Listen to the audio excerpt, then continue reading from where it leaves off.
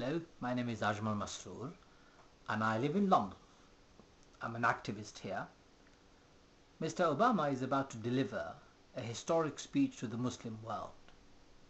He's traveling, Middle East of course, and meeting many presidents, many kings and many queens, I assume. He wants to win the hearts and minds of Muslim masses. Well, this is what I would like him to remember.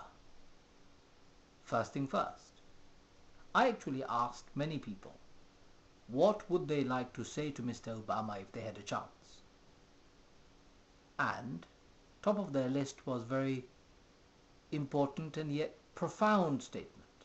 Tell Mr. Obama, please solve the problem of the Palestinian-Israeli conflict. Solve it, resolve it right now. We don't even have a day on our hand left. We don't have the luxury to wait. We've done lots of talking. We've done all the roadmaps. It seems nobody is interested. And Israel certainly isn't interested in recognizing or accepting Palestinian rights. They're grabbing more land, building more settlement, and disregarding the will of international community. Mr. Obama, if you want to win the hearts and minds of Muslims, you should keep to your promise. Show to the world that you're a man of your own words, and that is, you will, at any cost, end the cycle of violence in the Middle East, especially between the Palestinians and the Israelis. It's about time we found a just solution. I don't believe two-state solution is going to work because it's not going to be viable. We should look for an alternative solution perhaps. But let me give you benefit of the doubt. Maybe you'll keep to your promise. So that's the first one. Secondly, many Muslims I've spoken to have also said, tell Mr. Obama to get out of Iraq and Afghanistan now. Your country's misguided foreign policy led by the previous administration has resulted in deaths of thousands of people. Orphans, widows, loss of lives, livelihood, countries destroyed. Not a good track record, Mr. Obama.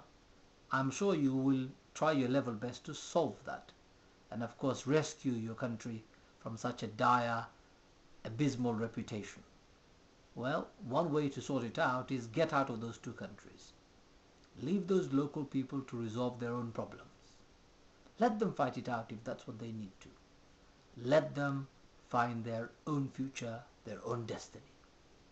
The third thing many people have said to me, and I think it's also very profound. In fact, it hurts many people to see that Muslim countries are being ruled by dictators and despots, while your country had full political and trade relationship with such dictators and despots, including the country from where you are going to speak, address the Muslim world. Egypt has had a dictator for more than 30 years. It's about time that changed, don't you think?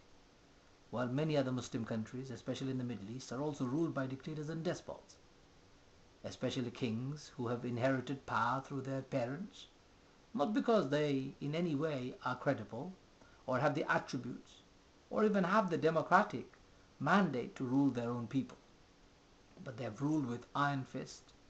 They have ruled with arms that they buy from the money that you give them, or buy arms from the industries that your government or your country has and uses every opportunity to supply.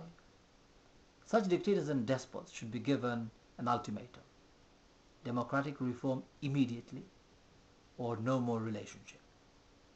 Fourth thing many Muslims have said to me is, would you please bring an end to the trade relationship that you have with countries that violate human rights, especially in the Muslim world.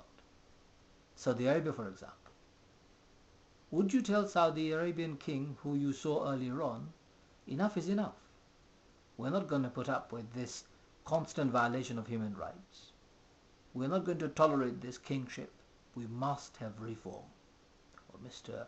Obama, if you're true to your words, you will tell the King of Saudi Arabia, and any other such rulers who violate human rights, that no more. We're not going to accept it. We're not going to tolerate it anymore.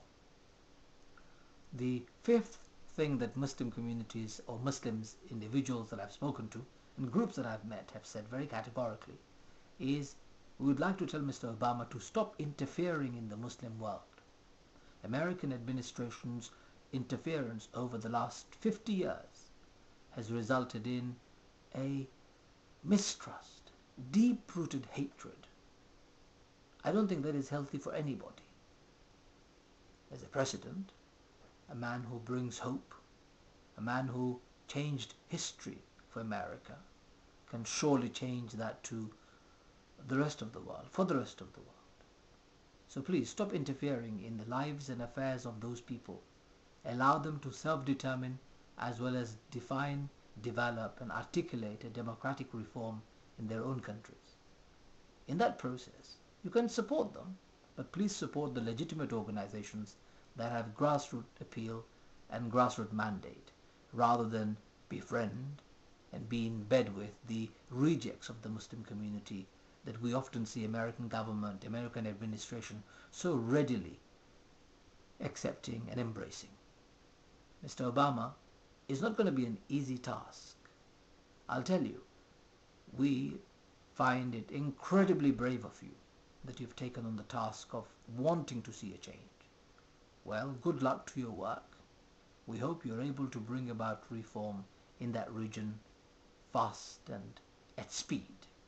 We don't have the time or the luxury to wait for another generation, for another president, for another day to pass. Thank you.